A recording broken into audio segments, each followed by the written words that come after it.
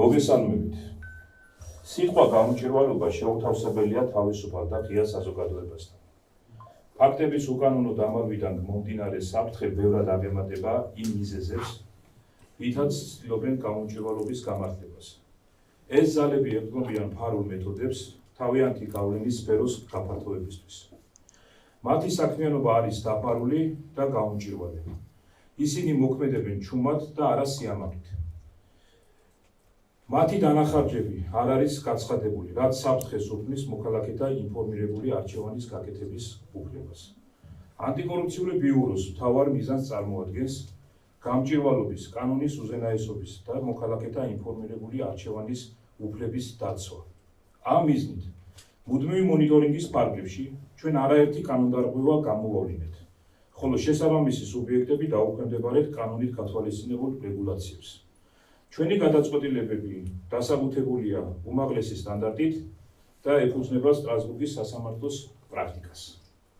მონიტორინგის ფარგლებში ჩვენს მიერ გამოვლენილი არაერთი ფიზიკური პირი, გაცხადებული საარჩევნო მიზნის მქონე სუბიექტად ცნობისთანავე, მალევე შეუერთდა შესაბამის პოლიტიკურ პარტიას, რითაც მათ დაადასტურეს გადაწყვეტილებების უტყუარობა. აქვე ხაზგასმით აღნიშნავ, რომ არც ერთი გადაწყვეტილება არ იზღუდება ფიზიკური თუ იურიდიული პირების მიერ არჩევნებზე დაკვირვების უფლება. აღნიშნულ საკითხზე გამოთქმული ბრალდებები წარმოადგენს სიცრუეს და სპეკულაციას. ერთადერთი მოთხოვნა არის პოლიტიკური მიზნით გაწეული დანახარჯების საზოგადოებისთვის გასაჯაროება. მიუხედავად იმისა, რომ ჩვენი ინდივიდუალურად შევხვდით საერთაშორისო დამკვირვებლებს, მათ შორის ევროპარლამენტის დელეგაციას, აუხსენით მათ გადაწყვეტილებების შინაარსი და დაუდასტურეთ, რომ ამას არანაირი კავშირი არ აქვს სადამკვირვებლო პროცესებთან, სიტუაციის ტირაჟირება არათუ შემცირდა, არამედ კიდევ უფრო გაიზარდა, რამაც საფრთხე შეუქმნა ქვეყნის ეროვნულ ინტერესებს. სამწუხაროა, რომ ორგანიზაცია, რომლის სახელწოდებაც უკავშირდება გამჭვირვალობას, პირველი აღმოჩნდა, რომელმაც უარი თქვა გამჭვირვალობაზე და ამის ნაცვლად აირჩია კანონის უზენაესობის პრინციპებზე თავდასხმა. ამ ორგანიზაციას სხვა არასამთავრობო ორგანიზაციების მსგავსად არ სურს საზოგადოებას გაუმხილოს თუ რა მიზნით იხარჯება ათობით მილიონი ლარი მაშინ, როცა თავად კანონზე მაღლა ცდილობენ დადგომას. იმ შემთხვევაში თუ კი ამ ორგანიზაციების მიერ მოხდებოდა პოლიტიკური მიზნებით გაწეული დანახარჯების საზოგადოებისთვის გასაჯაროება, ფარდა ეხდებოდა ბოლო პერიოდში მიმდინარე მოვლენებს. მოსახლეობისთვის აშკარა გახდებოდა თუ როგორ იმართებოდა მთელი რიგი პროცესები საზოგადოებრივი აზრის ფორმირებისთვის. გამჭვირვალობის შემთხვევაში ნათლად გამოჩნდებოდა თუ რა ფინანსური ინტერესები დგას მათ შორის საერთაშორისო ასპარეზზე ქვეყნის ვიზა ლიბერალიზაციის შეჩერების მიზნით გაკეთებული განცხადებების უკან.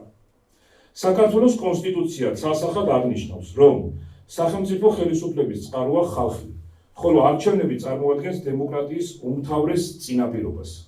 არავის არ უნდა მიეცეს შესაძლებლობა, რომ ეჭქვეშ დააყენოს საქართველოს მოქალაქეების მიერ არჩევნებში დაფიქსირებული შედეგები. აღნიშნულიდან გამომდინარე და ქვეყნის ეროვნული ინტერესების გათვალისწინებით, აუცილებლად მივიჩნევ, რომ გამოვიყენო დისკრეცია და გამჭვირვალობა საქართველოს და ეკა-გიგაურს გააუქმო ყველა ის გადაწყვეტილება, რომლის თანახმადაც ორგანიზაცია და ეკა-გიგაურის დაევალდებულად გამჭვირვალე გაეხადათ პოლიტიკურ პროცესებში გაწეული დანახარჯები და ეს გაეცნოთ საზოგადოებისთვის. ანტიკორუფციული ბიურო გააგრძელებს საქართველოს მოქალაქეების ინფორმირებული არჩევანის სადარაჯოზე დადგომას და მინდა ბოლოს განვაცხადოთ, რომ ჩვენ ვემსახურებით საქართველოს. ეხლა დიდი სიამოვნებით გიპასუხებთ შეკითხვას. ბატონო, პირველი კითხვა მე მექნება თუ შეიძლება დღესაც ფიქრობთ თუ არა ირაკლი კობახიძის განცხადების შემდეგ, რომ ყველა არის მტყუანი და თქვენ ხართ მართალი. ჩვენი გადაწყვეტილებები არის მართალი, ჩვენი გადაწყვეტილებები ეფუძნება კანონის იმპერატიულ მოთხოვნებს და მე აღვაცრული კანონი. ახსენდება სხვა ორგანიზაციებზე, მხოლოდ გამჭვირვალობას უხსნით ამ სტატუსს, მაგალითად აირჩია ევროპა. აირჩია ევროპა. არჩევნებზე არ გააგრძელოთ არჩევნები. ნახეთ, ჩვენ მანამდე დემოკრატიის ფესტივალის მიმართ გამოვიყენეთ აღნიშნული გადაწყვეტილება, ასევე გამოვიყენეთ ნიკა გვარამიასა და ნიკა მელიას მიმართ, რომლებიც შექმნეს მოგვიანებით პოლიტიკური პარტია და შესაბამისად ამ კანონის დათქმა არის შემდეგი. თუ კი პოლიტიკური პარტია იარსებებს, ამ შემთხვევაში ეს სტატუსი იხსნება. ფესტივალსაც შეეხება მათი წევრები შეუერთდა პარტია ლელოს და აღნიშნულთან დაკავშირებით ის წევრები კი დანარჩენი წევრები ვინც არ შეუერთდა ჩვენ მოგმართეს განცხადებით მათმა დააფიქსირეს თავისი პოზიცია და შესაბამისად ეს სტატუსები მოეცათ. რაც შეეხება აირჩი ევროპას. აირჩი ევროპის წევრი, ორი წევრი უკვე შეუერთდა პოლიტიკურ პარტიას და დღეს ისინი როგორც პოლიტიკოსები გვეუბნებიან, დანარჩენმა წევრებმა ყველა მაღასრულა გადაწყვეტილება მათმა წარმოადგინეს ანტიკორუფციულ ბიუროში თავიანთი დანახარჯები კანონის შესაბამისად, თუმცა ვინაიდან ჩვენ არ გვინდა რომ შერჩევითი სამართალი არსებობდეს, ამ შემთხვევაში მათ მიმართაც გავავრცელებთ აღნიშნულ დათქმას. ბატონო, თქვენ დამოუკიდებელი უწყება ხართ. თქვენ საქმიანობაში ჩაერია. პრემიერ-მინისტრის განცხადება, კამერების გვერდზე უნდა განსაზღვროთ, თქვენი პირველი გადაწყვეტილება იყო კანონიერი, გასაგებია რომ დისკრეციის უფლებებით სარგებლობთ, ახლა მაგრამ როგორ უნდა ვთქვათ, ჩვენ პირველი გადაწყვეტილება იყო კანონიერი, თუ აი ახლა რა გადაწყვეტილებასაც იღებთ, აგრეთვე გამოდის რომ ურთიერთგამომრიცხავი არის ეს თქვენი ქმედებები. ძალიან სამწუხაროა რომ ესეთ ინტერპრეტაციას აძლევთ, იმიტომ რომ ნახეთ ჩანს გადაწყვეტილებაში, რომელიც მე მივიღე, რომ რა კანონებს ეფუძნებოდა. თქვენ მოგეცათ საშუალება რომ გაცნობოდით ამ გადაწყვეტილებას და არა მარტო თქვენ, საზოგადოება გაეცნო ამ გადაწყვეტილებებს, მას მის შინაარსს გაეცნო, სადაც ყველა ფაქტობრივი გარემოება რაც ეფუძნება გადაწყვეტილებას, ნათლად მიუთითებს, რომ ეკა გიგაურს და გამჭირვალობა საქართველოს ეწეოდა პოლიტიკურ საქმიანობას და ამ მიმართულებით მათ გააჩნდათ დანახარჯები. ჩვენ მხოლოდ ერთი რაღაც დავავალდებოდეთ, რომ რა დანახარჯებსაც ისინი გაწევდნენ პოლიტიკური საქმიანობისთვის, მოეხდინათ მისი გასაჯაროება და საზოგადოებამ იცოდეს ამ ხარჯებთან დაკავშირებით ინფორმაცია. ეს არის უმთავრესი. გაევალდებულებინა ხომ არ გააუქმებთ ამ გადაწყვეტილებას. ეხლა გამოდის რომ პრემიერის მითითებით თქვენ აუქმებთ კანონიერ პრემიერ-მინისტრს არ გაუკეთებია მითითება. პრემიერ-მინისტრი აფასებს იმ მოვლენებს, რაც ქვეყნის მიმართ ხორციელდება, მათ შორის ჩვენი ესე ვთქვათ უცხოელი პარტნიორების მხრიდანაც განცხადებები. მე კიდევ გამეორდები, რომ ჩვენ ყველა საერთაშორისო ორგანიზაციასთან, მათ შორის სადამკვირვებლო მისიებთან ჰქონდა აღნიშნულთან დაკავშირებით საუბარი. ასევე ჩვენ ევროპარლამენტარებს გავაცანით გადაწყვეტილება პირად შეხვედრებზე, რა თქმა უნდა, ეხლა არ გამოვიტან საჯაროდ რა როგორ იყო, თუმცა ჩვენ ნახეთ შემდგომ მათი განცხადებები. რა თქმა უნდა, ეს ყველაფერი მიმართულია ჩვენი ქვეყნის ეროვნულ ინტერესების მიმართ.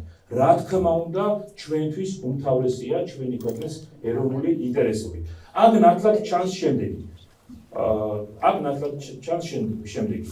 არანაირი შემზღუდავი ნორმა ჩვენ არ გამოგვიყენებია.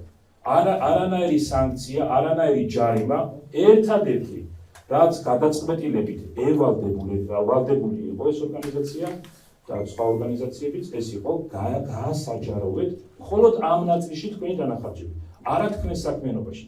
კანონი იმპერატიულად განსაზღვრავს, რომ ყველა ესეთი ორგანიზაცია, ვინც გამოცხადდება გაცხადებულ საარჩევნო სუბიექტთან, მას არ ეზღუდება მისი საქმიანობა. ამავდროულად, სადამკვირვებლო მისიაში მათი საქმიანობა შეზღუდული არ იყო.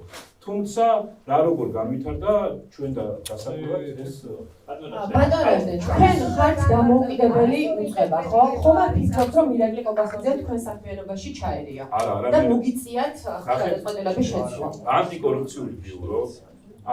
ანტიკორუფციული ბიურო დამოუკიდებლად აწარმოებს თავის საქმიანობას, თუმცა ამავდროულად ჩვენი საქმიანობის ჭრილში და ის გადაწყვეტილებები, რომელმაც გამოიწვია და რომლის პერიფრაზირება მოახდინა სხვადასხვა სუბიექტებმა სამწუხაროდ, ეს უნდა გვაწუხებდეს ყველას, ვინაიდან თითოეულ ქართველს, თითოეულ ჩვენს მოქალაქეს ეხება აღნიშნული საკითხი.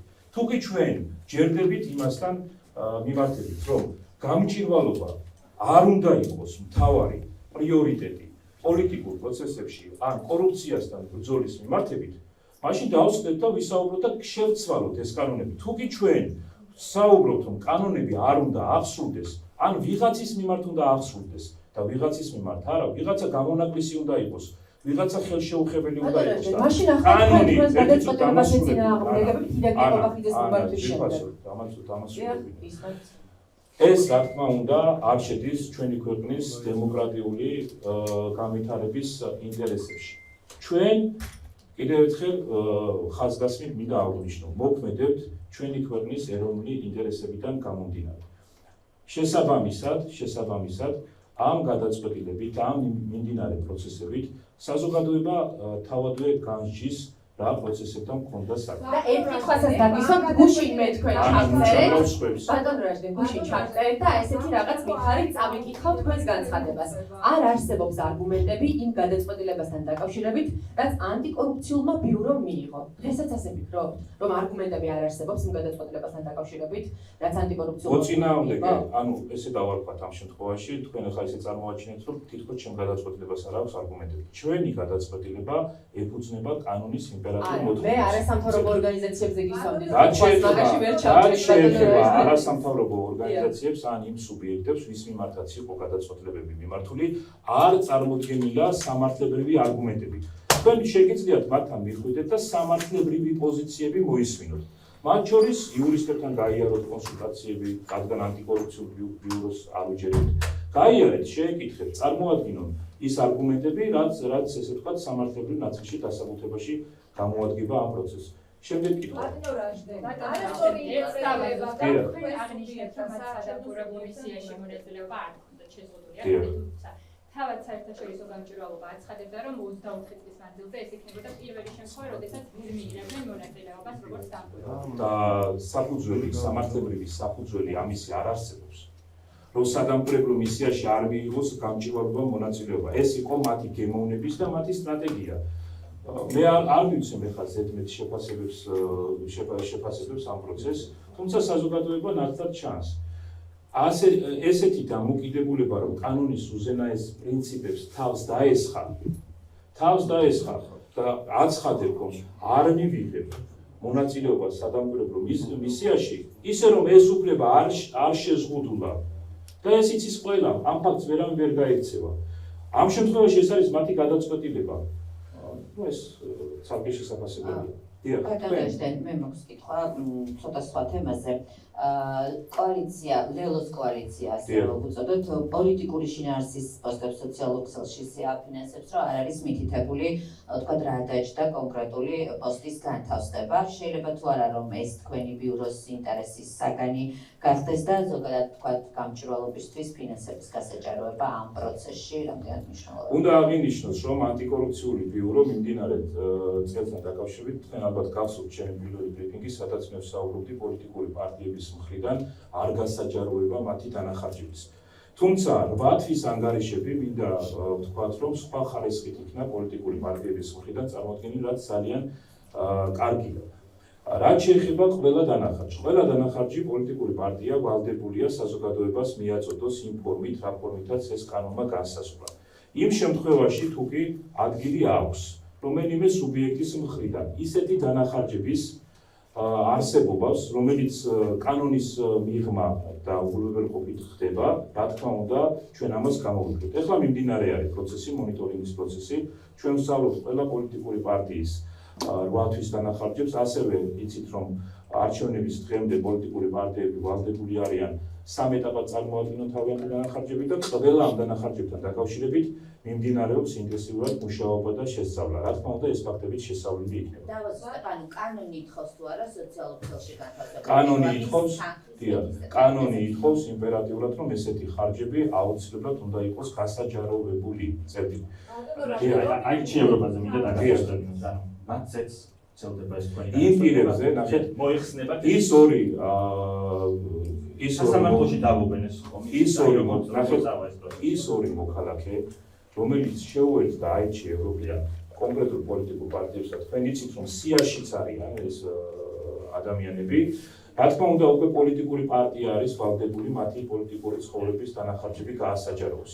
რაც შეეხება დანარჩენ წევრებს, მათმა აღასრულეს კანონი, წარმოადგინეს თავიანთი ფინანსური დოკუმენტაცია, ანტიკორუფციულ ბიუროში, თუმცა მომავალში ვინაიდან ჩვენ ამ დისკრეციულ უფლებას ვავრცელებთ გამჭირვალობას საქართველოს და საზღვარგარეთ გიგაურის მიმართ, რა თქმა უნდა, ჩვენ ვერ გვექნება არათანაბარდობა სხვა სუბიექტებთან მიმართ და იმ პატიოსან მოქალაქეებსაც ამ სტატუსს მოუხს. აი TI-სთან და ასევე გამჭირვალობასთან აირჩევებასთან დაკავშირებით გითხარით მაყურებელს განუმარტეთ, აი სად ჩანდა მათი პოლიტიკური აქტივობა, რატომ გაუთანაბრეთ ისინი პარტიებს. რა Facebook პოსტები კოდექსის და პარტიული პოლიტიკური გაერთიანების შესახებ. ამაზე საუბრობს. აი ეს ორი ორგანიზაცია როგორ იყო ჩართული, აი რატომ გაუთანაბრეთ ამ კანონის თავის დროზე დაინიცირება ამ ფორმით, რა ფორმითაც მიღებულია დღეს, ერთ-ერთი ინიციატორი გახდათ გამჭირვალობა საქართველოს და ეკა გიგაური. მაგრამ გავრცელებული იყო მხოლოდ პარტიები. არა, ერთი წუთით. არა, იქ მე არის განმარტებული, რომ ყველას თქვენ თუ არ დამასრულებინებთ, ჩემგან პასუხს ვერ მიიღებთ. ეს უკვე რესპონდენტისა ჟურნალისტის ურთიერთობა არ არის. მე რაც გავმარტავ, ეს თქვენი უფლებაა. დასვათ კითხვა, ჩემი უფლებაა პასუხი მოგცეთ. მოგწონთ თუ არ მოგწონთ. კარგით. მოდით, დავალებები უფრო მაღალი ხარისხით შევასრულოთ. ნახეთ, ერთი წუთით უნდა გიპასუხოთ, ხო?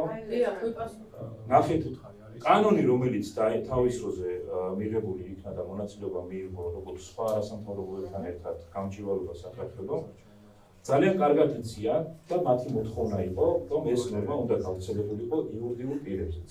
მანამდე იყო მხოლოდ ფიზიკური პირები. ეხლა რას გვეუბნება ეს კანონი? თუ კი იურიდიული პირი ან ფიზიკური პირი პოლიტიკური საქმიანობისთვის დანახარჯები ექნებათ, ეს დანახარჯები უნდა გასაჯაროდეს. აი ეს გადაწყვეტილება მივიღებთ ჩვენ. ეს ორგანიზაციები რა პოლიტიკურ პროცესში იყო ჩართული, აი ეს გამჭირვალობა ჩართული, აიჩი ევროპა როგორ იყო ჩართული წინა ბრიფინგზედაც და გადაწყვეტილებაში ნახეთ არის მითითებული ყველა ის აქტივობა, რომელიც ეს თან მათი გაცხადებული არის. გადაწყვეტილებაში რაც არის ფაქტობრივად გარემოებით მოყვანილი, ეს არის მათი საჯარო განცხადებები.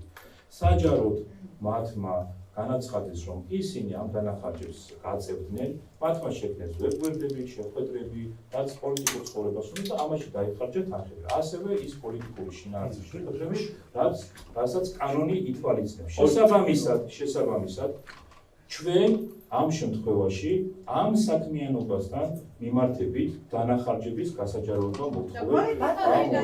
სამართლებრივად როგორ მოხდება, რომ აღვიხსნათ, თუ შეიძლება სამართლებრივად როგორ მოხდება ამ ყველაფრის აღსრულება, როდესაც სააპელაციო სასამართლოს გადაწყვეტილება არსებობს უკვე საქმესთან დაკავშირებით. მე მაქვს უფლება-მოცილება ჩემი გადაწყვეტილება შევცვალე ჩემი დისკუსია. გადაგვისუსტოთ, აი პოლიტიკური შინაარსი, მაგალითად შეხვედრა ევროატლანტიკურ მისტრატორებთან დაკავშირებით. ვისაუბროთ დემოკრატიას. ჩვენ მაქვს როგორ არის? არც ერთი ეს შეხვედრა არ იყო მსგავსი შინაარსის. რა შინაარსის იყო? მითითებულია გადაწყვეტილებაში ამ პრინციპზე ერთი წუთი. რომელი პარტიას მიეცით? ერთი წუთი. გადაწყვეტილებაში კაფიოთ არის შედითებული, მე დღეს დღევანდელ ბრიფინგზე ამ გადაწყვეტილების შინაარსს თქვენ ვერ მოგახსენებთ. მე მგონი ამ უმწურავად გიპასუხეთ, როგორც ყოველთვის მოწოდების სიმაღლეზე და დაგემშვიდობებით დიდი მადლობა.